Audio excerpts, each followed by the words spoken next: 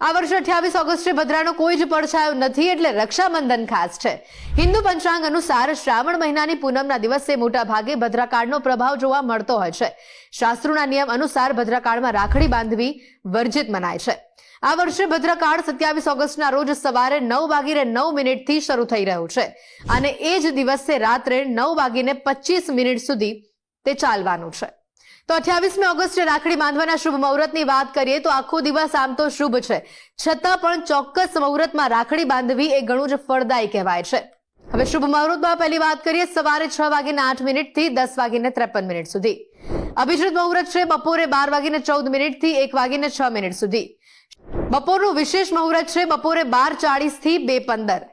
વિજય મુહૂર્ત છે 2:47 થી 3:38 અને ચલ ચોઘડિયું છે સાંજે 5:13 થી 6:48 સુધી। આ સમયમાં રાખડી બાંધવી શુભ મનાશે। હવે પૂનમની તિથિ અને સમયની પણ વાત કરી લઈએ તો પૂનમની શરૂઆત 27 ઓગસ્ટ 2026 સવારે 9:08 થી શરૂ થઈ રહ્યું છે, જ્યારે તેની સમાપ્તિ 28 ઓગસ્ટ 2026 સવારે 9:48 થઈ રહી છે। રાખડી બાંધતી વખતે ખાસ ધ્યાનમાં રાખજો કે તમારા ભાઈનું મુખ પૂર્વ અથવા ઉત્તર પૂર્વ દિશા તરફ હોવું આવશ્યક છે।